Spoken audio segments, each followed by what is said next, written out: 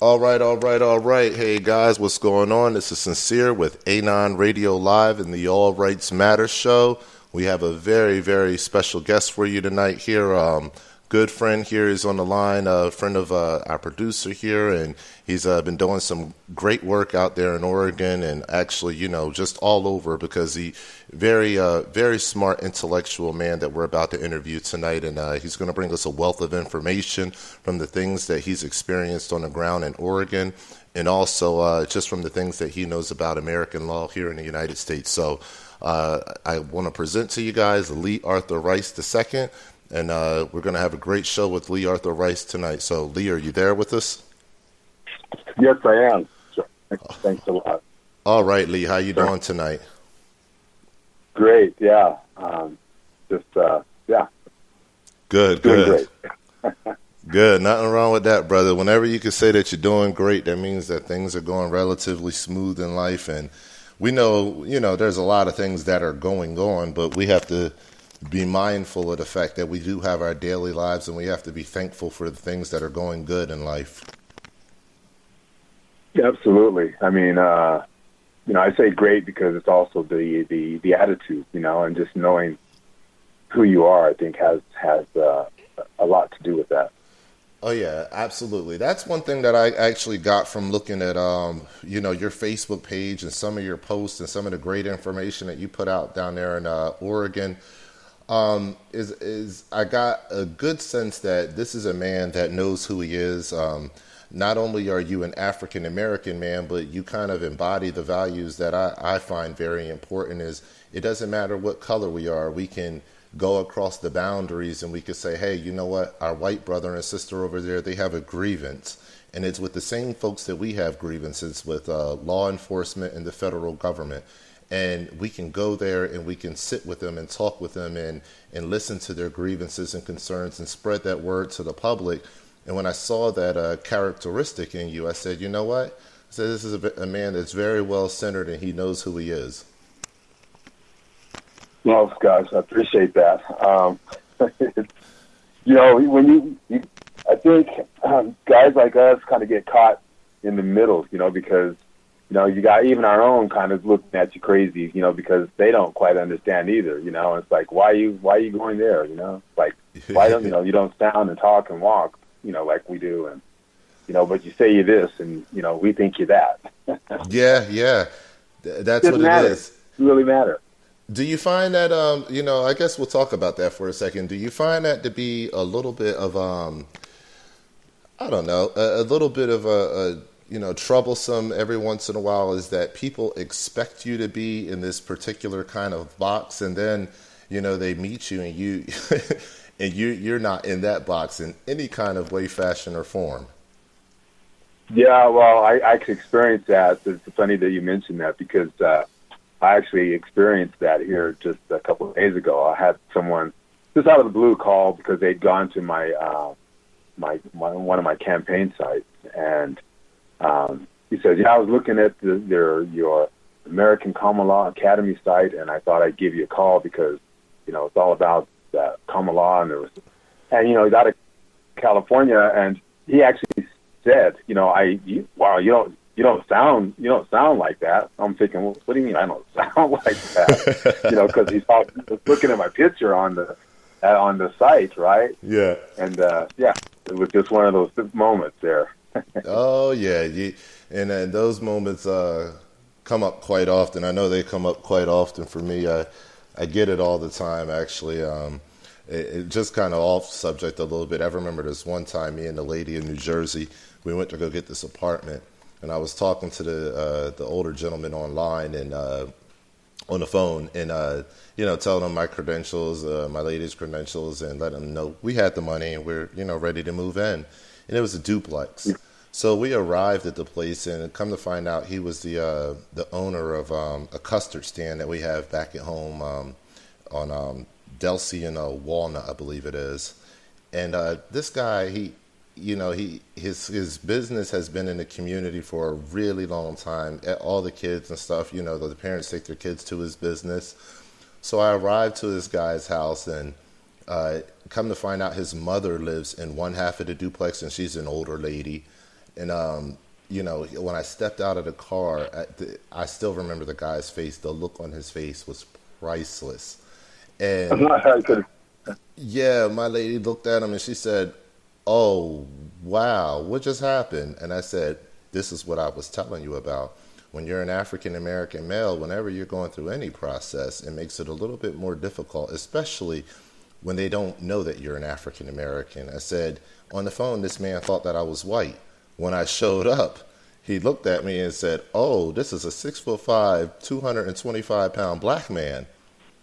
Hell no, he's not living next to my mother." And that was a very quick, money in hand, and the door was still closed to us. So we go through those kind of things all the time. It's okay though. Life, like you said, it's about your attitude, and you keep chucking along.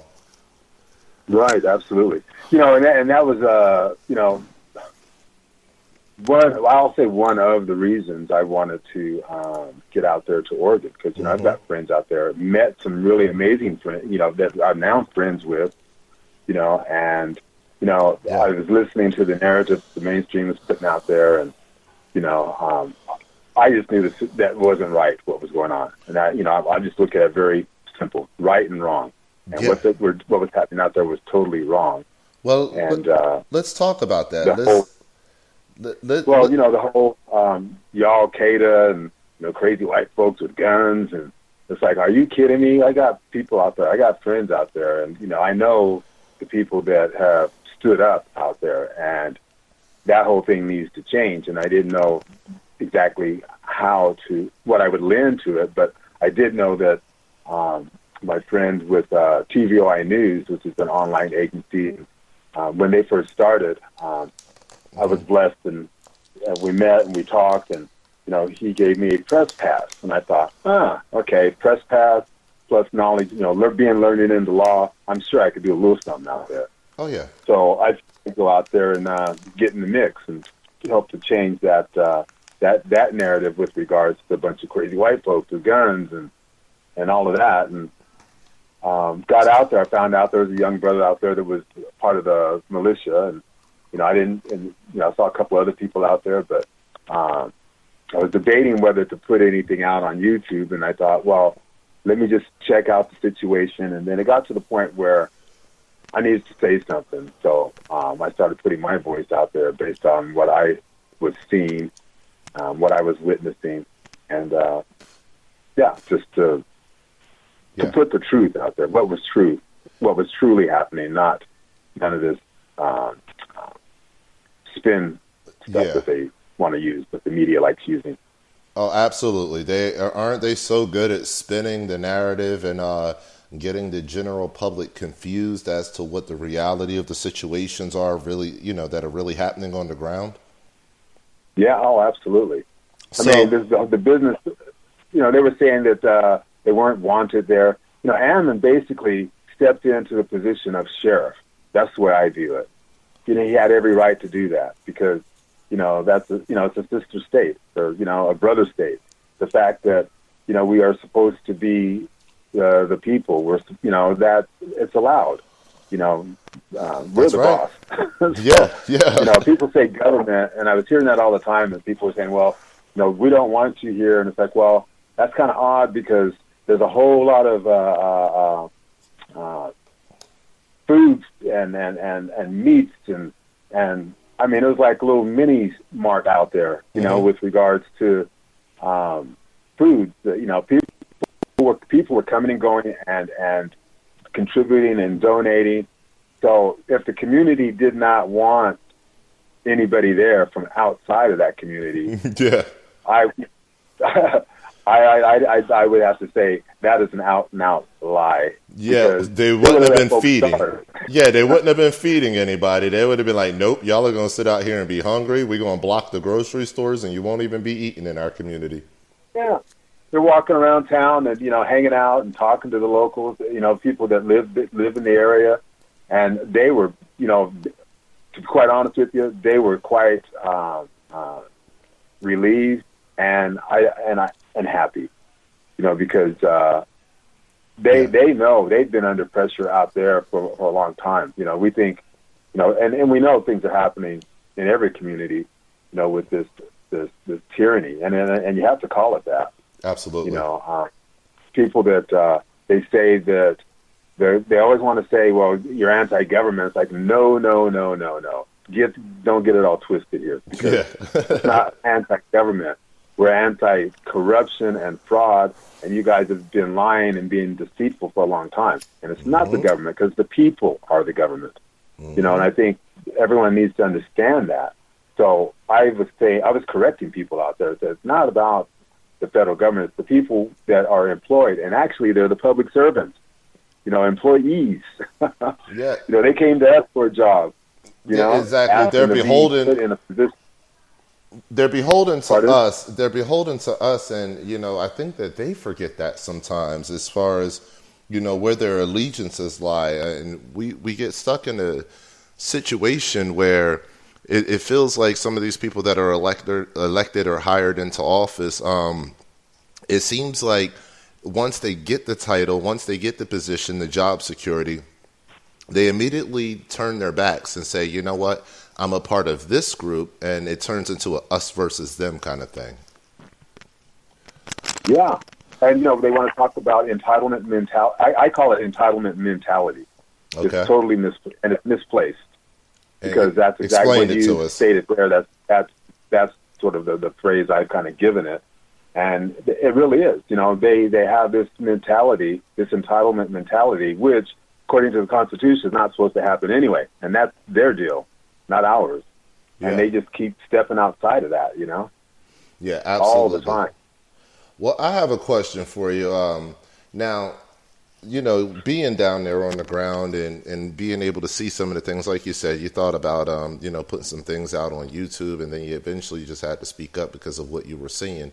Can you, what were you seeing, and like specifically with the townspeople? I know that you said walking around and feeling, some of the love and the fact that they were giving out food, but if you can just impart on us, what were some of the words of the townspeople? Like, to you, what was the vibe of the townspeople? I mean, because the mainstream media, they put out nothing but the narrative that the people of Burns wanted everybody that was there to get out and go home. That's all the mainstream media put out. So if you're saying that they were warm and they were welcoming as you were walking around the town, what were some of the issues that they were talking about? Were they talking about their land issues? Were they talking about the local governments? Like, what were some of the conversation topics? Well, the main thing was really with regards to the land, because as you may know, the Hammonds, right, they'd already served time, right? And then they were called back in, to go to court, It's the local aspect, you've got this Judge Grazzi and this Sheriff Ward, and, there's some really shady things around these guys, Yeah. And, there's such a conflict of interest, and, that's been happening. It's somewhat heavy-handed. So that's a major concern.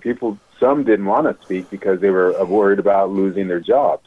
Then you've got someone like Chris Brills, who was a fire marshal and knew a lot of the locals, and he actually caught some of these agents, whoever the hell they are, right? Because they certainly weren't any of the militia, which they were calling militants. Well, that's not the militants were the ones that were running around and threatening and intimidating the local people there. And Chris Brills actually discovered that because they were hanging out around the armory, and they lied to him, straight out lied, and he was persistent enough to find out. And when he addressed that issue with this Judge Grazzi, he kind of became rather indignant to Chris. And so Chris resigned on the spot, Yeah. And I have to, when I saw him out at the Chris Ann Hall conference that's out there, where the town hall thing that she was holding, and I actually went up and shook his hand and thanked him, and I said, perhaps you should consider running for sheriff. Because what he demonstrated was, and I like keeping it very simple, there's two words, de facto and de jure. And right now we have a government that we have these public servants in there that have this misplaced entitlement mentality that have continued to usurp their delegated authority, that just continue to run, I don't know, tyranny. I just come back to that again. Yeah, yeah. So we have people were afraid to speak out because they didn't want to lose their jobs. Yeah. So we kind of see that mixed bag. We see that happen so often. Land. Did you hear what I was saying? Well, say that again. We see that so often, though, and I'm sure that throughout your years of actually doing this, you've seen the same thing. Is people, they want to speak up. They really do want to speak up. So, when I believe, in my opinion, and also in all the interviews that I've done there with people that have been on the ground, such as yourself too, and I've been getting the same story over and over again. Is they fed us. They were warm to us. The majority were happy to see us there, and they had heartfelt stories for us about their concerns in their community. So I believe that when the people of the community were seeing the outsiders that were coming in, such as yourself with the reporter badges and the interviews they seen going on online, it was their chance, if you will, for people that have been feeling downtrodden. It was their chance to finally have their little town get on the map so they can get the word out about what's really happening in small town USA. So yes. I think that there's a lot of things we can take away from the whole situation, but I believe that is one of the most important things that we can take away is there are people in little communities like Burns little tiny communities like Burns that want to get the word out. They want people to hear them. They want people to understand that, it's not just an individual thing. It's not something that just happened to the Hammonds and the overreach of the federal government and the way that they handled that situation, but the consistent and constant tyranny that's placed over their lives on a daily basis is something that they are tired of, and they need more eyes to see what's happening so more people can rise up. And I believe their, ability to get those stories out to you guys while you were there on the ground was probably something that their hearts truly needed. Oh, absolutely. And in fact, being there and going right in line with what you're saying, it was empowering. Excuse me. Mm-hmm. I like the fact that once people are informed, there's knowledge there. And I believe that's what we brought, those of us that went out there, was, we shared the knowledge. We're talking about the Constitution. Those of us that are, and I like using the term learned in the law, because there's no such thing as a license to practice. Yeah. There's nobody was practicing out there. It wasn't nobody practicing. Yeah, I mean, when you compare, look at what happened in, Ferguson and Baltimore, mm-hmm. right? And then you look at Oregon, and then the people that were wrongfully prosecuted, maliciously prosecuted, and incarcerated. There's no due process, none of that. And these guys, were out there lawfully and peacefully, right? Yep. And look where they're sitting right now. That is, it's shocking. The term was shocking to the conscience, and it should be. That was a community, from what I understand too, that was quite wealthy. with the industry that was there. And riding around and looking at the area and talking to people, and it's just downtrodden, and it's sad because there was such a vibrant community before, and now it's controlled by just a handful, and people are worried about losing their jobs. And so I was encouraging them, saying, look, you need to speak out. The problem is you shouldn't be worried about losing your job. You should be concerned about getting the knuckleheads that are in position that are threatening that way, and putting people in there that have respect and want to honor their oath and do the right thing. And then your job's still there. And Chris Brills actually showed that. When he stepped away from being the farm marshal, he moved away from that whole de facto corrupt corporate side of the government, which all of those people are involved in, and he stepped right across onto the de jure side. And that's those two words I really try to demonstrate, use that to illustrate exactly what he did. Because when he was speaking about that, he stated that he wasn't going anywhere. He's been in the community a long time, and he's there for the people. That's and right. He proved that point by they actually formed a committee of safety there, and I believe now there's also works in the process of committee of correspondence, and those are two historical aspects of how you gain control of your community at the county level. Mm-hmm. There's so many and things to do. Example of it. Oh yeah, he definitely a huge example of that. There's so many things to do at the county level and even at the neighborhood level where we can gain control of our communities, and pretty much our society again by gaining localized control. That's the way you start changing the narrative, and that's something I know that you know a little bit about. Out of all of your studies and the things that you've learned about the law over time, and just kind of going along with what you just said as far as how he went from one side to the other, what would you recommend, to people that maybe didn't get the opportunity to be on the ground in Oregon or experience the situation as we did live as it was unfolding? What would you recommend to people that are out there within their own communities, and what kind of steps can they take, and also based off of some of the things that you've done in the past dealing with government and stuff like that, what would you recommend to folks as far as getting engaged and getting involved?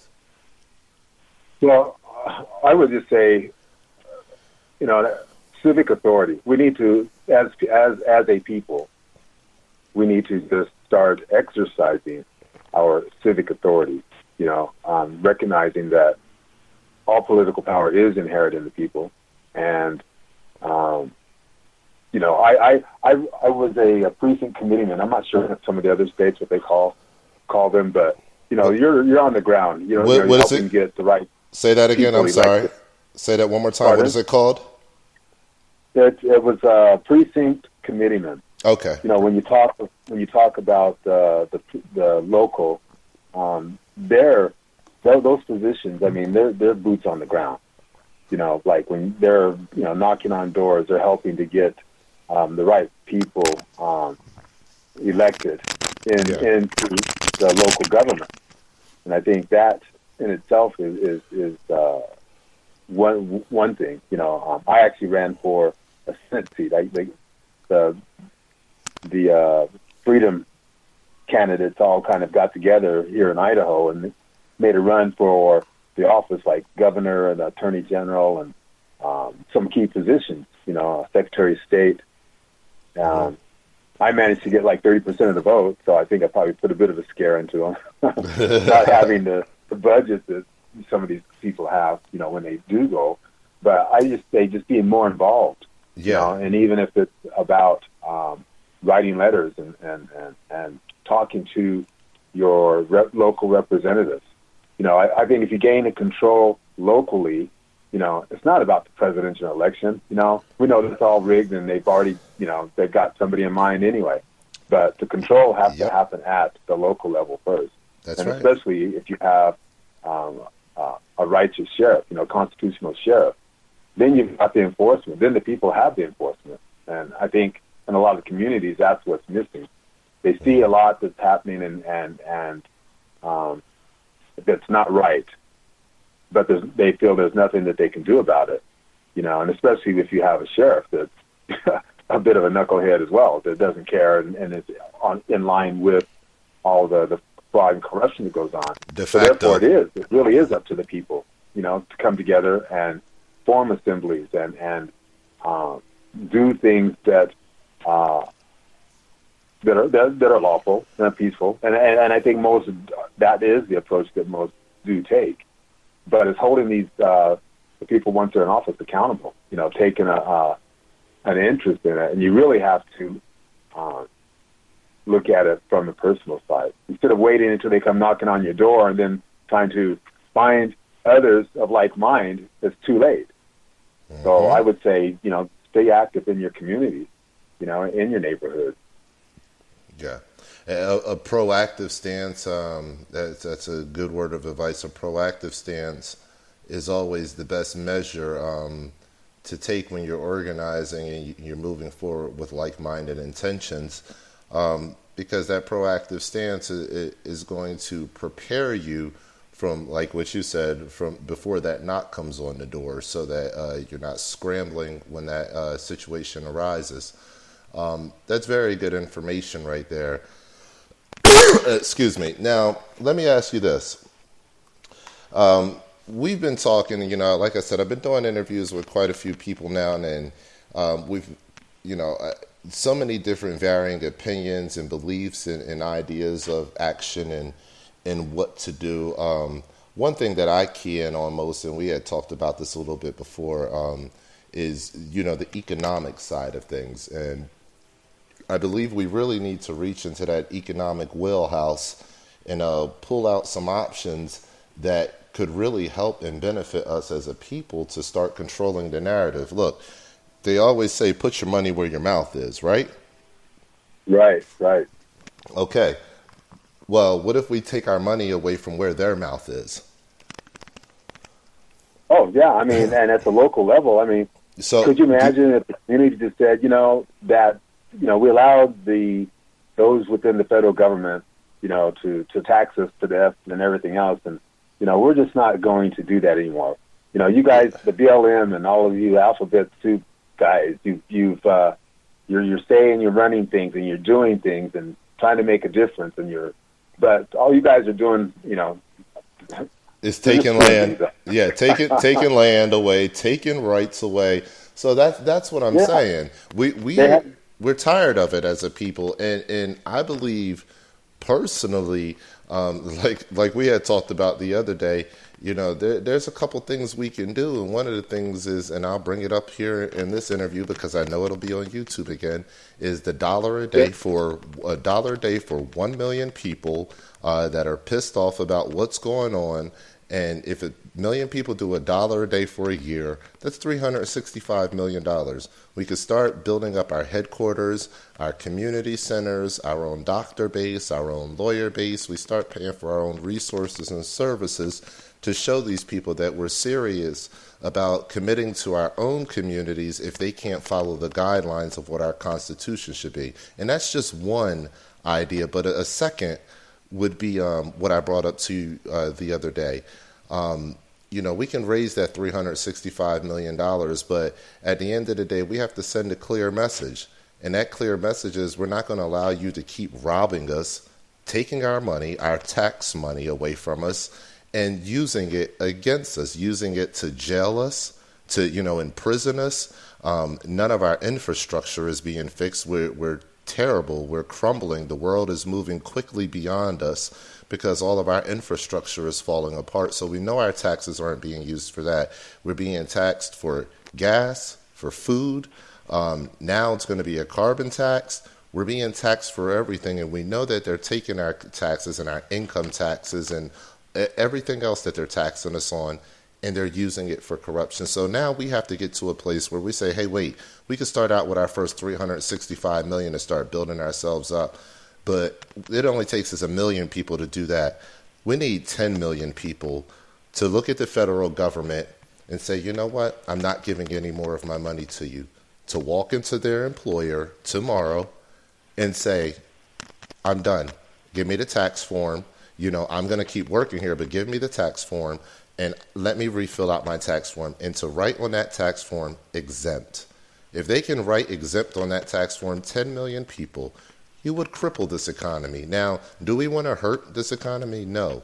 But sometimes when you have a tyrannical government that is so out of control, sometimes it takes an act like that for 10 million people to just withdraw their consent. That's a legal gesture to withdraw your consent from a government that is foreign. This government is a tyrannical government, so if we legally withdraw our consent and say you're not going to use our money for the purposes of corruption any longer, we're writing exempt on our tax paperwork, and 10 million people do that, these people have no choice but to listen because they can't gel us all. That's right. And you know what? That's a pretty good call to action right there, Sherrod. Yeah, man. They can't gel us all, brother. Pardon? They can't gel us all. But like you were saying earlier, though, the reason why we don't do that, and the reason why folks, it would be hard for folks to get behind that, because, it's the same thing.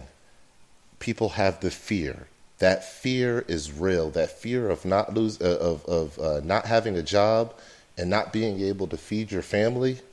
Well, they may not be able to jail 10 million people, but I guarantee you they can sure as hell find a way to fire a good amount of those 10 million people. So we'd have to understand that there will be a backlash, but we have to eventually get over that fear. So what do you think people could do to get over that fear? I mean, even if we get, like you said earlier, a constitutional sheriff in place, even if we enact the economic ideas that I'm putting forth, and some of the great ideas that are out there, like we had a young lady, Shannon, on, who had some excellent ideas as well too, regarding common law.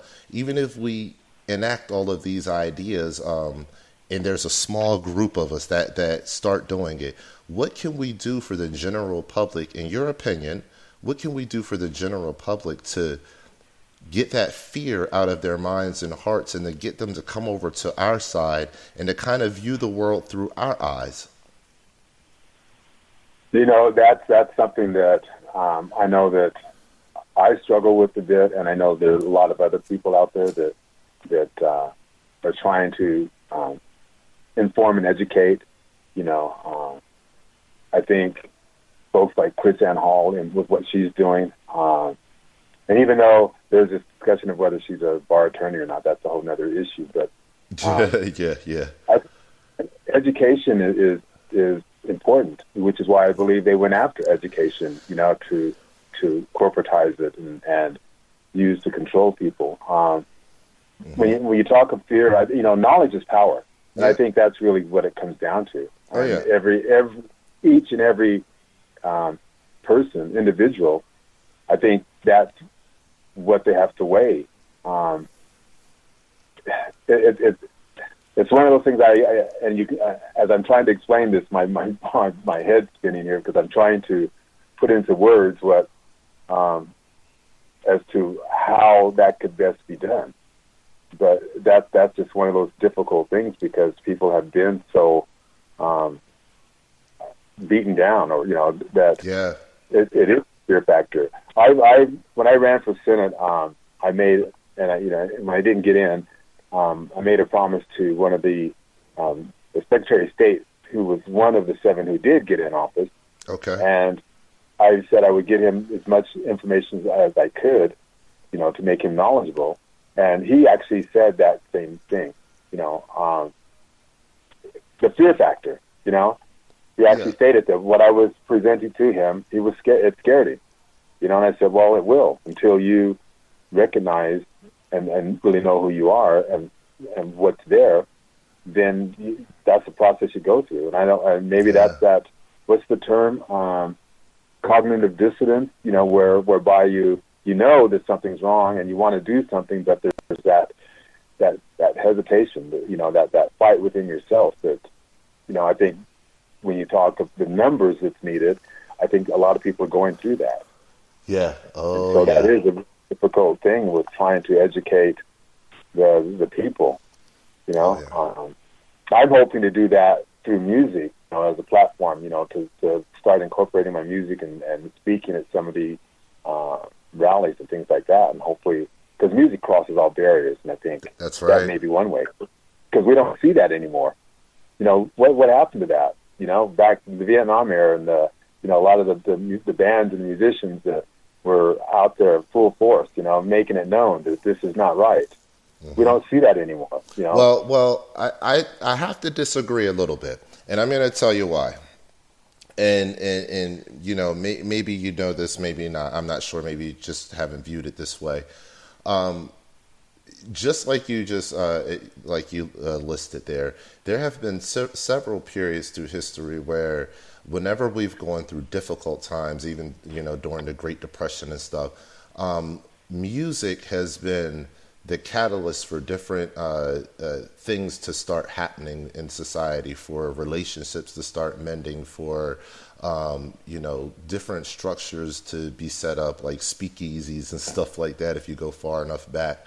But like you said, music brings everybody together. And whenever music brings everybody together, you normally get something that happens in a down period.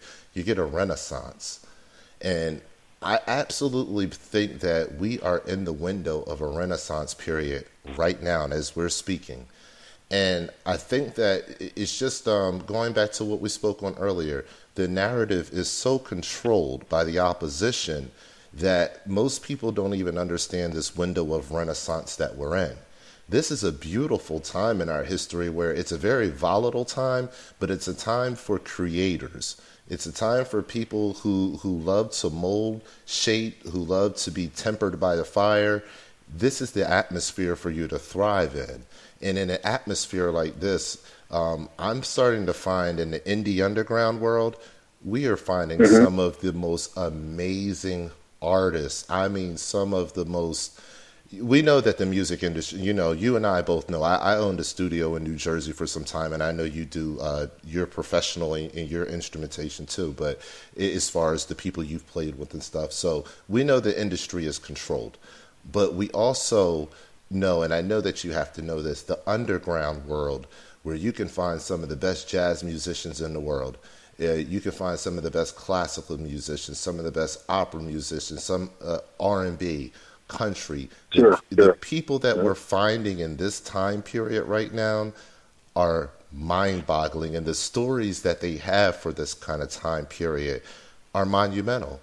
And I believe that we are truly in the window of a renaissance. I really do. And we as musicians need to tap into it more with each other so we can resonate that message more to the world. That's what it is. We need to resonate that energy and let people know, hey, we're in the window of the renaissance. We see what's going on. We're going to deliver the message, but let's put some unity around it. Like you were saying, let's use music to help bring people together. That's one great way. Right. Because, there's this whole divide and conquer. I mean, think of how many liberty and freedom groups that are out there, right? That, they have their individual issues, and it's like they stay on those issues, not recognizing that if you just look at the real terrorists, the people within the federal government, those, if we just focus on that collectively, I mean, the numbers would be astounding. Oh, absolutely. And then the individual issues would be resolved too. Absolutely. That unity is what's needed. And you know what, Lee? That's exactly where I come from when I talk about all rights matter. That's the basis of what my whole movement is really about. It is that one thing right there. See, it can be Black Lives Matter, but that deals with Black lives, and that's a great thing to focus on because God knows we're being killed at a higher, proportion than anybody else. So that's great to focus on. All lives matter. Don't really focus on that. It was meant for retaliation. But then, okay, so how do we build bridges? So I said, okay, well, how do we do this thing? So when you come up with all rights matter, and I thank God for all rights matter, but when you come up with all rights matter, it allows for just what you were talking about, for us to all have that same common, desire and drive and that same common goal and the same common opponent. So if we're going up against that same common opponent on some of the core issues that we all share, there should be no problem of unity. There should be no, well, you're a Muslim or, you're black or you're white. So I can't work with you. No, that's what all rights matter is for. It's for that bridge because we need that right now. There's too much division. Absolutely, and I applaud you for taking that position with regards to that because unity is key. And that's how we will get things accomplished. I mean, that could happen overnight. I would say it would happen overnight. Could you imagine, like we were just saying, if everyone just recognized it from that standpoint? Yeah. There would be a lot that could be accomplished, Well, and that's why I look at, with going back to the Oregon thing for a minute, yes. that's why people came there, because they had already gone through situations themselves, Yep. those within the federal government that tried to step all over the Bundys, they got a bloody nose. They had to get out of there, and the people came together. That was a moment in history that I believe that showed what could be done. Just white people uniting and coming together.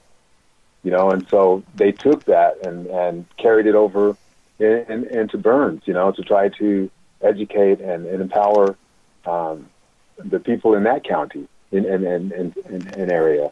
Well, let's also take your experience there too. I mean, let's be truthful about it. If we want to be truthful, let's talk raw. I mean, the fact that you went there, you didn't go there with a whole crew of people or anything. You kind of went there on a dolo mission, and as a black man, you arrived in a place where it's predominantly like 95% white people.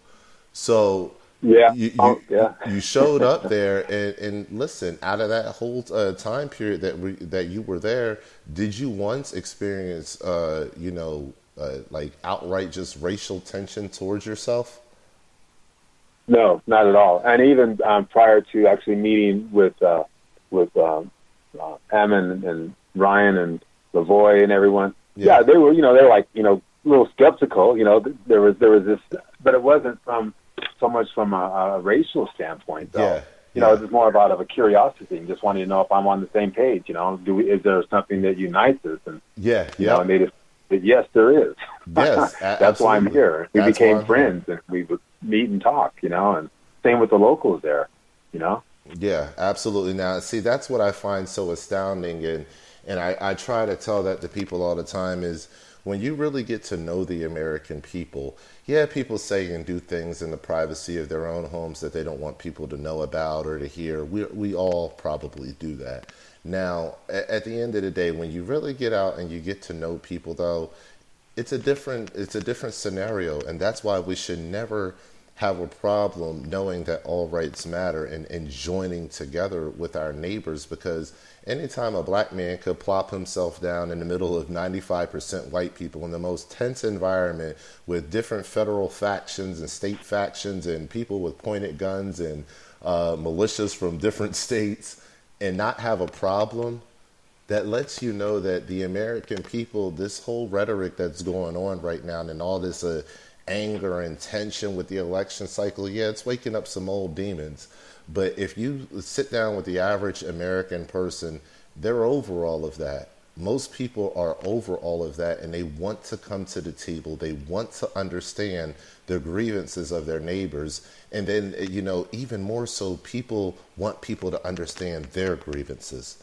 But I think some of our brothers and sisters on the other side are starting to understand that we have a common enemy, and that our communities are suffering the same kind of common tyranny, if you will, over policing, extreme law enforcement intervention, especially from a federal level, and just an overreaching government in every area of our lives. And so when you have communities like Burns and, what happened at the refuge up there at the Malheur Refuge, and then you have situations like Ferguson and Baltimore, they start to draw these correlations between each other, and they start to say, hey, wait a second.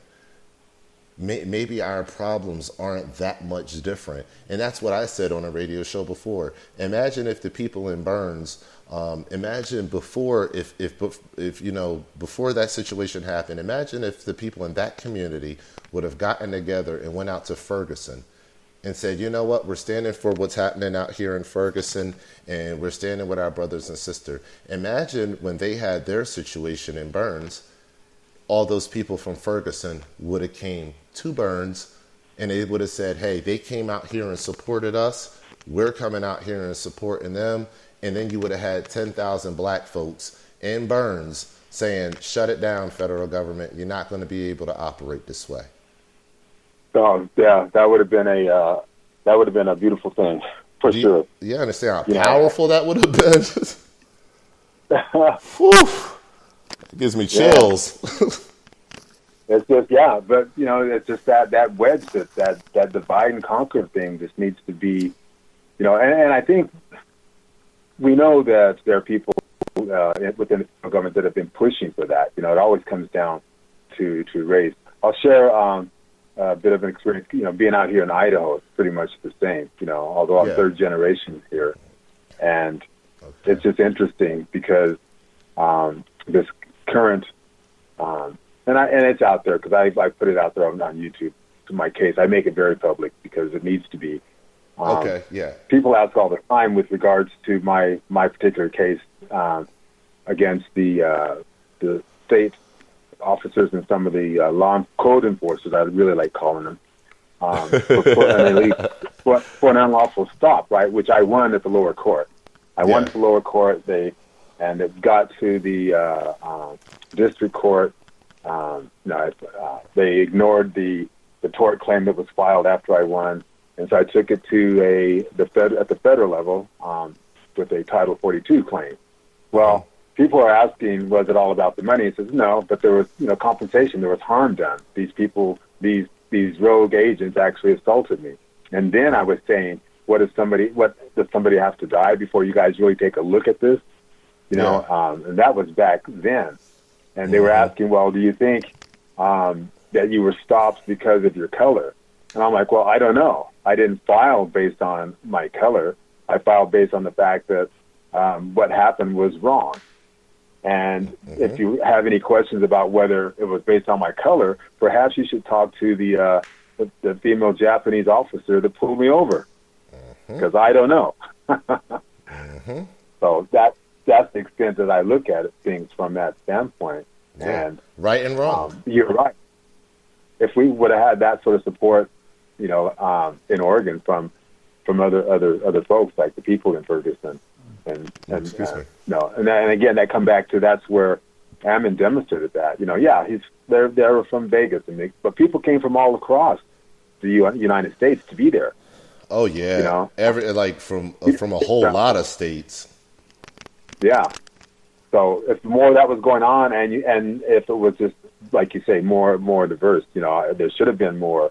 The ethnicity there should have been stronger, because all of this, it affects all of us, and so your all rights matter is perfect, and I think the timing of that is a blessing. So that's and I like the acronym ARM. Thank you, bro. Well, I appreciate that. Also, those sound bites, those endorsements, I do. But even more importantly, that's an idea, concept that we can all get behind. But even more importantly is I want to stress and urge the people, not necessarily to come up with a cool hashtag and a great organizational concept, but is to get behind a great organizational concept, but to be like you. To literally be willing to drop all barriers and say, hey, you know what? I have friends that are of all ethnicities, and they have grievances and concerns, whether they're white American, Latino, Japanese, whatever. They all have their grievances, concerns, Indians. It doesn't matter, but I'm going to inject myself into the situation to find out what I can do to help and to find out what the true story is. I'm not going to sit here in front of CNN, Fox, NBC, or any of the other ones and take all my information in this way. No, I'm going to talk to the people on the ground, get the real story, get the facts, and stand up for a basic concept, right or wrong. And that's what I implore more people to do, because that's what we need in this time. We need a real approach to these issues that we're looking at. And then, like I said, I appreciate the big ups for, the All Rights Matter, the ARM and stuff like that. But I want to implore people to do exactly what you're doing and to become boots on the ground reporters and to seize those opportunities to use our constitutional rights and to state the things that we see with the freedom of the press, with that ability that we have. And I think that's so important. I can't reiterate it enough. Right, and this is why you look at the establishment, the status quo, why they go after that, why they try. I mean, look how you gonna you go after Pete Santelli. Why? Because he's putting telling what's true out there. Yeah, You know, I had a friend here in Idaho that went through a case because he was approached by a local code enforcement officer, and he posted something up on his page, and next thing you know, he's being hauled in for felony intimidation of a witness just because the guy's name got mentioned. And it's like, that the intent was there not to do any harm. He's just voicing his opinion, which he has a right to, and that's what there's attack on. These things are under attack. We have an unalienable right to this, by, God, we're created in his image. Everything points to that. I try to explain that to people all the time. I say there's two things that there's one thing that you can't do when you're out here fighting for your rights. You can't not understand where your rights come from. You have unalienable rights for one reason, because they're God-given rights, because no man granted you those rights. Those are all Absolutely. rights agreed upon all men that God has granted to all of us.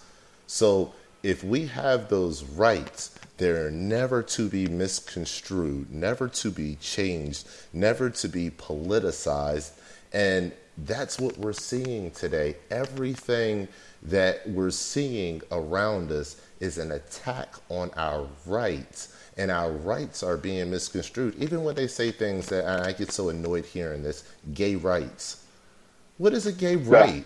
What no respect to my gay friends out there, because God knows I have a lot of gay friends, and they get mad at me when I talk about some of the homosexual issues, if you will. But I have to be truthful about it.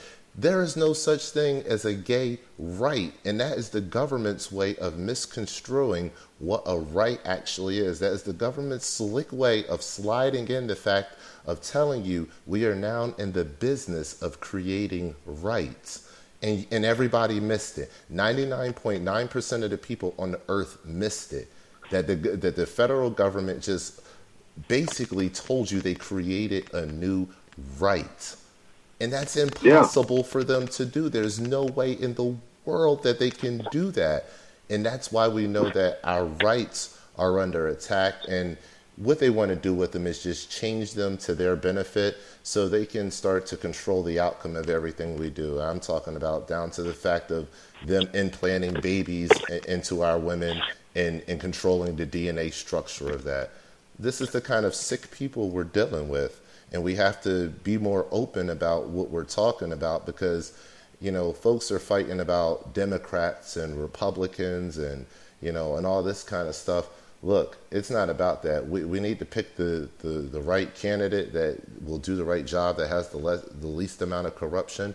But like you were saying earlier, and like I agree with, it's about us on the ground. It's about what we can do in our local communities to start picking up the pace and to start, picking up the dime, if you will, through our economic cohesion with one another, and stop asking this federal government to do things for us. Stop protesting in the streets when you're asking the people who are bought into corruption. These people are literally bought into corruption. You're not paying them to get out of corruption. As a matter of fact, you're standing outside of their buildings while they're home sipping on a nice, cool alcoholic beverage. So to me, like, I don't know if you agree, brother, but to me, we've been wasting our time. We've got some change through marching, but we've been wasting our time through 50 years. Now it's time to start hitting them where it hurts. It's time to start implementing some of these economic agendas, like, these 1 million people, and to raise that first $365 million to show them we're serious, and 10 million people to withdraw from the economic system at one time.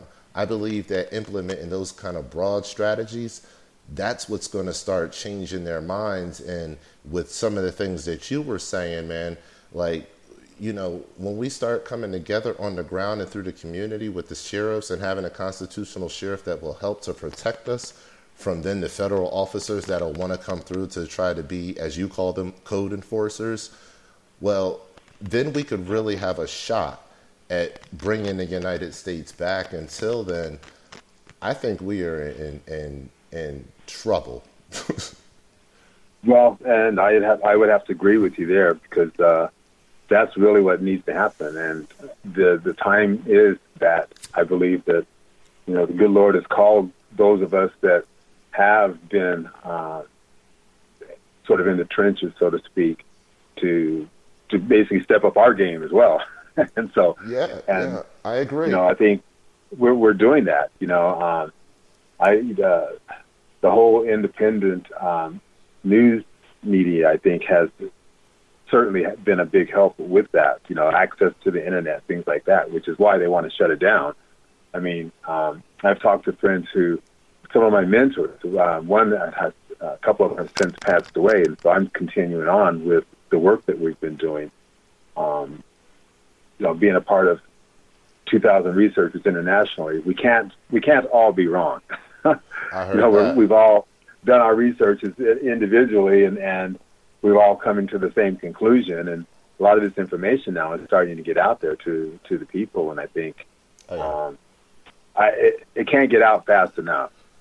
But it all, like you say, it all has to start at the local community. And, absolutely. Implementing some of those ideas would be ideal. Yeah, absolutely. I agree. Well, I tell you what, I'm not the only one with good ideas. I don't know if you want to speak on this right now, but I kind of remember something about, you don't have anything to do with the ACLU, but you have a spinoff of something that we were talking about. I wasn't sure if you wanted to touch on that or, speak any kind of words to that. Well, yeah. So I was inspired being down when I went to Oregon, and because I consider myself to be learned in the law. I know that when you look at the wordplay that they have out there, when I would step into the court, I used to always argue, and it's like, then I realized, wait a minute, why am I arguing? The good book talks of like agree with thy adversary, right? So now I get it. It's like, okay, legal. Everything that you guys do out there with regards to the people within the government is totally legal. I don't argue that anymore. What you guys are doing is totally legal. But the question I have for you, and the statement I make to them, is that is it lawful? Because there's a big difference. What is legislated is not proper law in the first place. And I think once people get that, that's empowering in itself too. They don't like hearing that, especially when you're in the courtroom environment, but that's what needs to happen.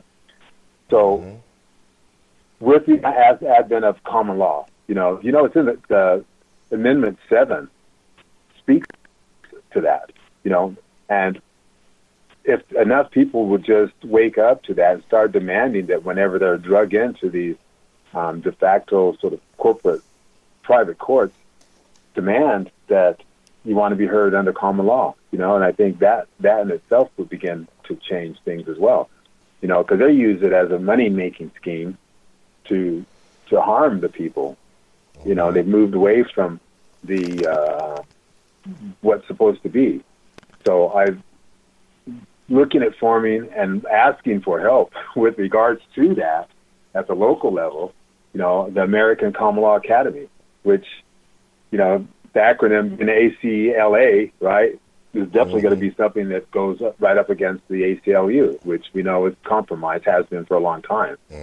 And, just trying to get the word out that way, because,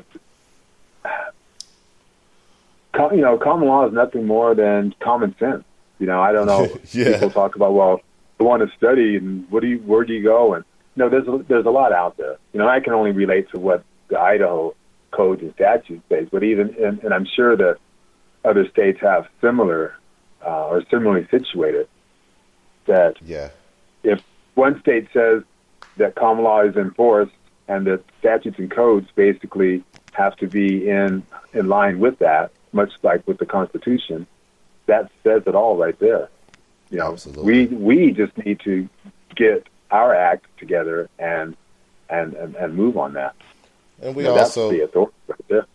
we need to understand, like you were saying earlier, that we don't need a license to practice law. And this the bar scam, is something that has been probably one of the worst things that ever happened to America. And I'm currently involved in a situation with the Georgia bar, and maybe they don't know the gravity of the situation, but they soon will. Because these people are scam artists. That's really what They they are. are. And when you really get in there, they don't care about you and I. They don't care about anything. They care about protecting the brand of the licensing for these attorneys that have no allegiance to the public. So, it's like, okay, anybody that has had a situation happen within their hometown will understand this. If you ever had a situation that's happened with the police or a government official in your hometown, and you go to call up a lawyer to sue or to try to bring these entities to court, 90% of the lawyers in your town can't even go up against the local government because it's a conflict of interest. So that tells you something. That tells you Yep. a lot about the allegiances of our attorneys that work amongst us and how far they're willing to go to really do their job. And when you're talking about 90% of them, you have to go way outside of the region just to find somebody to represent you within your own community against wrongdoing.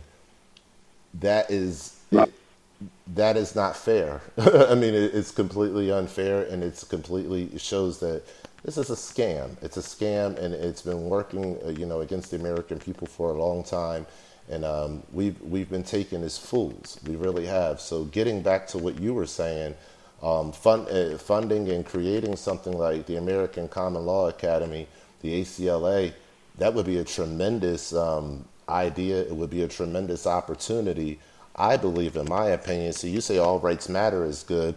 When I heard the ACLA, I was like, wow. My mind started racing. I was like, whoa, hold on. This is a really good idea. Now, the people out there that are listening, whether you're listening to this on YouTube or on Anon Radio Live, don't go over here trying to steal Lee Arthur Rice's idea. Don't do it, because I'm going to call you out if you try to do it. If I see some ACLA pop up somewhere and it's American Common Law Academy, I'm coming to find you, and I'm probably going to uppercut you. So don't do it. What? But here's the other side of that too, though, bro. Because it's like, I'm just looking. I'm out here in Idaho, right? Yeah. And beauty of it is that every like Oregon right now, it could be everywhere. These academies. I mean, much like with Absolutely. All Rights Matter, it affects everywhere because could you imagine nationwide where there's an academy where people can go to and learn. I tell you what, and not to be afraid going into these courts and restoring the constitutional courts and actually with common law courts are in place, these military tribunals, which they are, have to go away. Yeah. Well, I have to tell you something then. I'm going to put it to you like this then. I'm going to implore to you, right here on live air, I'm going to implore this to you, since I believe in your idea so much as well, for you to do exactly what you just said. And I know that you have been doing it, but, I believe that you are the beacon of your own idea. People will do what they see you doing. So with that being said, going into your own courts and actually, I want you to get the paperwork for the ACLA. I want you to start the fan page for it. I want you to start the group for it because, we could talk about it on this show, but brother, I think that is a tremendous idea. And just like any good idea, you spoke on this earlier too, God can impart good ideas. And, maybe it's time that we enact some of those good ideas because this is the time to enact them. And if you do that, it's like anything that you grow from the bottom, you have to nurture it. And there's not going to be a better person to nurture your idea than you. So before anybody else gets a hold of it and says, hey, you know what? I listened to that All Rights Matter show on YouTube, pretty good show. I subscribe to the channel, and I'm going to take this ACLA idea. Before that happens, I implore you, man, go out there and start making that thing happen, because I believe that a bunch of states will follow right in your footsteps and say, hey, you know what, we're on to something here, and we can bring unity through states through a great idea like that. Well, and as on that note, I actually have that. It is recorded with the Secretary of State's office here in Idaho, and I have, I have the name. And, nice. It's recorded. It's recorded now as an unincorporated nonprofit association, and I did put up a GoFundMe campaign page as well. So I do have it out there, trying to gain some traction. I contributed anonymously the first few dollars that I had, because you got to believe in it too and act on it from that standpoint as well. So I did. So it's been out there for a few days. It's moving rather slow, but it's sometimes things like that. That's just the way things are. But sometimes it takes a while to catch on. But that's why I was telling you to go ahead and get the fan page and the group set in, because you start finding people in these broad communities that are people that like constitutional judges and people that understand the law in a broad sense like you do. And in a specific sense as well, too. You start finding those people and you incorporate them all into the same group.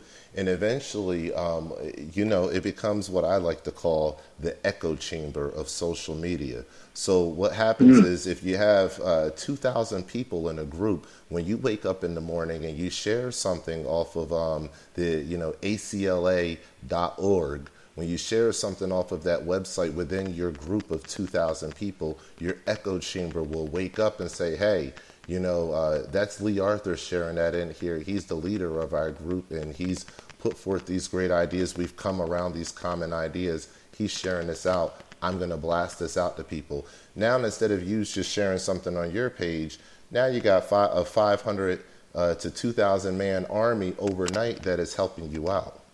So that's why it's so important that we take great ideas like yours, and I'm trying to do the same thing with All Rights Matter, and we start to find people that truly believe the same way and really want to put forth that effort to make some real change here. And I just have a lot of faith in you, brother. I really do, man. It's been great, getting this information here tonight from you, and and I just commend you for what you've done there on the ground in Oregon, and what you continue to do with the ACLA and just being a pioneer, in your state there in Idaho, as far as how we should all be moving forward in our individual states, and really in an all rights matter fashion, and just really with no prejudices, and understanding that we have some common concerns and we can address them together. So I just tip my hat to you, brother. I really do. Well, and I to you, Siraj, because I thank you for reaching out and inviting me to be on your show, because I'm hearing some really good things with what you're doing, continue to do, and it's kind of interesting. Something just comes to mind. Says, here we are, we're standing arm in arm here, with regards to trying to make a difference here, And I look at it like this: it's not so much, at my age, I'm just blessed to still be in fairly good shape, but it's hold on. That's because Mr. Kickboxing over there.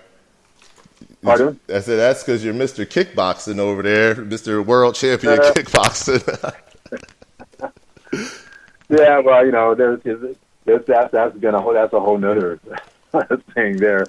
But hey, it hasn't been all peaches and cream, that's for sure, because I've certainly seen, I can relate to what Ammon's going through, being away from his family. I've been there. I've lost business and everything. My hometown being having spent time in the Fed, and gone through that whole aspect. So I can totally relate to what the guys are going through. and knowing that it's unjust in the first place. It should never happen. But these non-violent offenders facing decades. Yeah, it's ridiculous. And for what? Just because you chose to speak out, you chose to speak what is true, you chose to inform your fellow man and women and of what's truly going on. You're basically the term that they use, whistleblower. You're lining up, you're pointing out the truth, and there's nothing wrong with that. Nothing. And to be jailed for that is wrong. As a matter of fact, there's supposed to be protection for that, and we see that protection is very selective to who they want to give it to. Because listen, we got to be honest about what we're talking about here. Say that again, brother. I'm sorry. Say it again. Yeah. You hit that right on the head when you said selective, because that's exactly what it is. It's malicious and selective prosecution. Yeah, and because when you have people like I might as well just say it. Why you got people like Hillary? How in the world is she going campaigning for president when she should be going to prison? Why are you covering up the people who murdered Jack Yontis out here in Idaho and Lavoy Finnegan out in Oregon? All that was, I looked at that and it's like, you know what? Was it Jackson that they shot at? I think you reminded me of that, because I was saying it was like Lincoln Kennedy, right? But now you've got Lavoy, and that was a wake-up call too, because he's added into that mix, and it was basically, unfortunately, they used that as, like that was a warning shot, that murdered somebody that was truly innocent. That's just wrong. You couldn't have said it no better. All across America. Yep, you couldn't have said it no better. That was a warning shot, just to let you know, hey, we're in control here. We're going to control the situation of what's going on, and we'll use any force that we want to use, and then we'll lie about it and say that we didn't do it. But it's backfired. It didn't do what they expected. People kept their level head. They weren't out there. The first shot came from them. Yeah. And like you said, they're lying about it. Well, let's be clear. All the shots came from them. Your eye would have been long gone. Oh man, what? Anybody would have been. We wouldn't see the light of day. It's okay for these people. Yeah, we'd be locked under the jail, but the irony of it is they police themselves and they're allowed to continue their tyrannical patterns, unchecked, because we consent to this. We allow this to keep happening because we refuse the one thing that's necessary, and that's unity. So as soon as we get over that hump and we stop refusing that unity and we just break down those barriers, and we don't wait for the circumstances to get so dire and so rough that, we do it too late. As soon as we do that, we begin to create a powerful coalition of people that are sensible, that don't play the left-right paradigm games, and that are truthful in their heart and their intentions of getting a constitutional republic back in place where everyone can benefit, work equally, and work under the umbrella of liberty, and live under the umbrella of liberty. And that's what we're all kind of looking for. So you've hit a lot of major points, right on the head tonight. And I appreciate everything you put out there. Now, you have some information, I'm here pretty sure for us. You were telling me about the ACLA page that you have out there, and I think you have a couple other sites. I want to make sure before we wrap up that you're able to get that information out to the audience that may be listening now, or to the folks that may be viewing this on YouTube, so they can understand where to find more information, because you're somebody that people are definitely going to want to follow, and get a chance to be a part of this movement that you have going on, I have going on, and the American people have going on. It's just that the rest of the mainstream doesn't know yet. So I want that information to be clear and concise. And if you could just let us know a few of the places or a couple of the places where we can, the viewers can find more information about you. Absolutely. One of the things I encourage people to do, and I have quite a few pages on Facebook and an actual website, but the People of Idaho is one. That's a Facebook page you can go to, and there you'll see that the cover I have up, it's actually a diagram out of what's called the Idaho Blue Book, and I just got the Oregon Blue Book, but I'm not finding an organizational chart, and I reference that only because I believe every state is that way.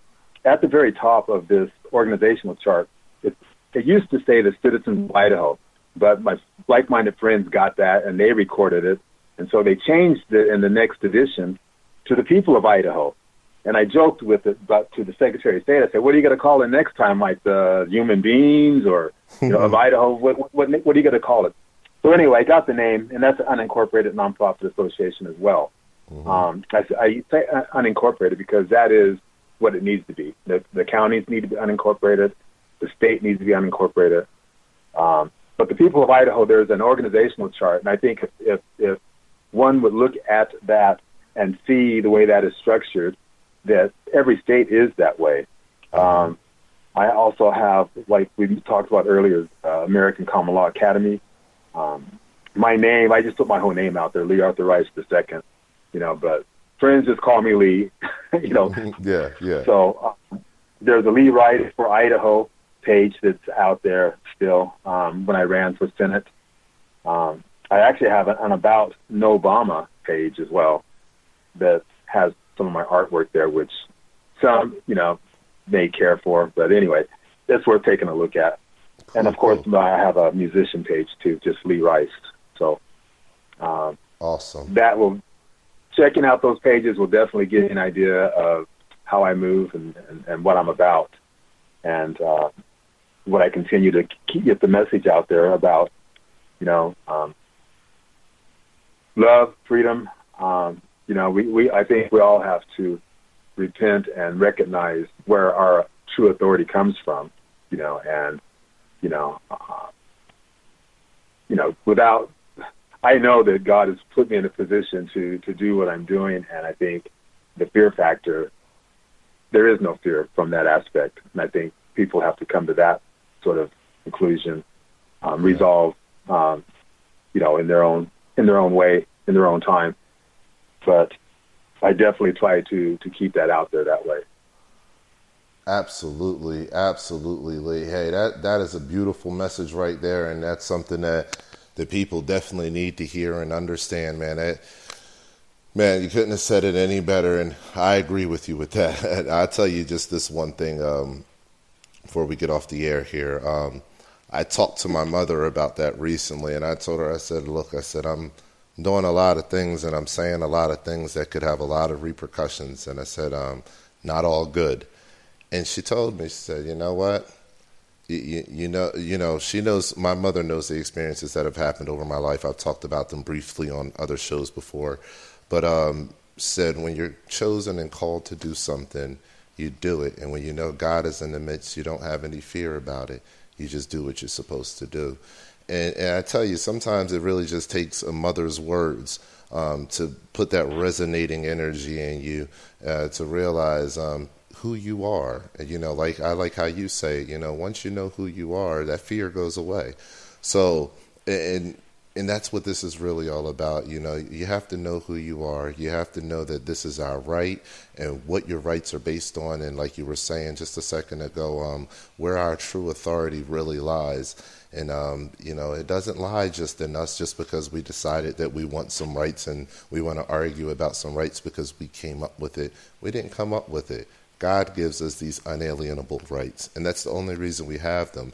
And once they're gone, your government will become your new God. Statism is a religion, and once they have convinced enough people to have allegiance, as they say, allegiance to the flag, have allegiance to this government, then your rights are out the door. The totalitarian society, the global society across this world, it will be so powerful that the bonds of it will never be broken again, and there will never be a document like the Constitution again that talks about God-given rights. And that's the severity of the situation. So, Lee, I appreciate you coming on, brother. I'll make sure for everybody that's listening out there, whether you're listening on Anon Radio Live or on the Who Is Sincere YouTube channel, I'll make sure that you guys, I get a copy of the links from Lee. I'll get you to inbox those to me after the show. So we'll get a copy of those links and we'll put them underneath. And Lee, hey, listen, we're going to have to get up one day, brother, because something I never talk about. But like I said, I owned a studio up in New Jersey, and I've worked with amazing people from my community that were wonderful artists and helped them out in growing and, stuff like that, and put out a lot of my own music. Me and you may have to get together one day and go ahead and write one of these, uplifting, good freedom-based kind of songs that talks about, the things that are going on out there, but delivers a positive message. So I'll just put that offer out there to you. I'd love to do that, Mr. Yeah, man. Hey, could I just mention one quick thing here if we got time? Oh, yeah, no, absolutely, That Reagan had a proclamation, I think it was 1983, and the proclamation had to do with the year of the Bible. It was 1983, and then Reagan put that out there. So that says a lot. You can actually Google it, and there's a lot of great information with regards to that. It's the year of the Bible proclamation, and it was, I think, 1983, and it was Reagan. But one of my favorite quotes, just to kind of get out there too, is that Lincoln in 1865 February, and we share the same birthday. But anyway, one of the quotes that he had was cool.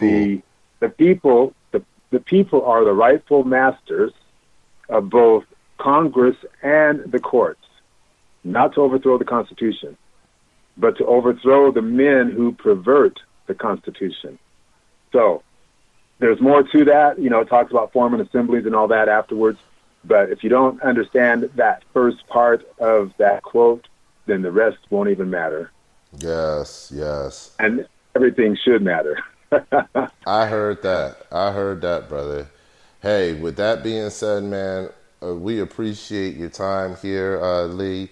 You're welcome back to the All Rights Matter show anytime. We love having you on Anon Radio Live. Your voice is an enlightening voice, and we appreciate your contribution to the liberty efforts that are going on across the country right now. And it may be trying times, but hearing voices like yours and having open conversations between brothers like you and I is what I believe that people need to hear and understand, that it's not all doom and gloom out here. I got uplifting words from Peter Santilli in one of my interviews when I was on the phone with Brandon Curtis, Staff Sergeant Mo, and Deb Jordan.